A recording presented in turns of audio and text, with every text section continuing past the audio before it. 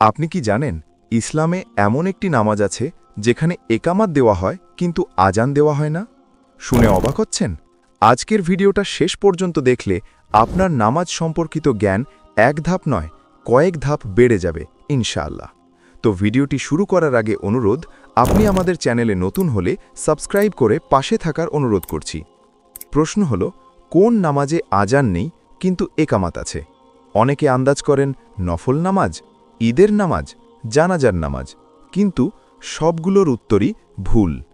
সেই নামাজটি হল ফরজ নামাজসমূহ, যেগুলো কাজা হিসেবে আদায় করা হয়, অর্থাৎ যে ফরজ নামাজ সময়মতো পড়া হয়নি এবং পরে আদায় করা হচ্ছে, সেখানে আজান নেই কিন্তু একামত আছে।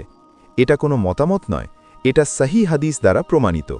সহি বুখারী ও সহি মুসলিমে বর্ণিত, যখন রসুলুল্লাহ সাল্লাল্লাহু আলাইহি ওয়াসাল্লাম ও সাহাবায়ে কেরাম এক সফরে ঘুমিয়ে পড়েন এবং ফজরের নামাজ সময়মতো আদায় হয়নি, তখন কি হয়েছিল? রসুল সাল্লাল্লাহু আলাইহি ওয়াসাল্লাম আজান দেননি, কিন্তু একামাত দেওয়ার নির্দেশ দেন এবং নামাজ আদায় করেন। সহি মুসলিম 681, সহি বুখারী 595। এখন আসি আসল প্রশ্নে, কেন কাজা নামাজে আজান নেই? 1. আজান হল সময় ঘোষণার জন্য। আজান দেওয়া হয় মানুষকে জানাতে নামাজের সময় শুরু হয়েছে, কিন্তু কাজা নামাজে তো সময় তো আগেই শেষ, তাই আজানের প্রয়োজন নেই। 2. একামাত হল নামাজ শুরুর ঘোষণা। একামাতের কাজ হল নামাজ এখনই শুরু হচ্ছে, তাই কাজা নামাজেও একামাত দেওয়া হয়।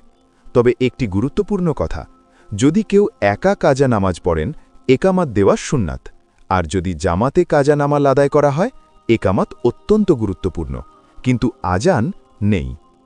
অনেকে মনে করেন ঈদের নামাজে একামাত আছে, জানাজার নামাজে একামাত আছে। এটা ভুল। ঈদের নামাজে আজান নেই, একামাতও নেই। জানাজার নামাজে আজান নেই, একামাতও নেই। আজ জানলেন কোন নামাজে একামাত আছে কিন্তু আজান নেই, কেন নেই, দলিল সহ ব্যাখ্যা।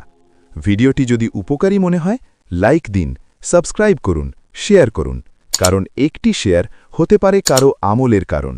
আল্লাহ আমাদের সবাইকে সময় মতো নামাজ আদায় করার তৌফিক দিন। আমিন।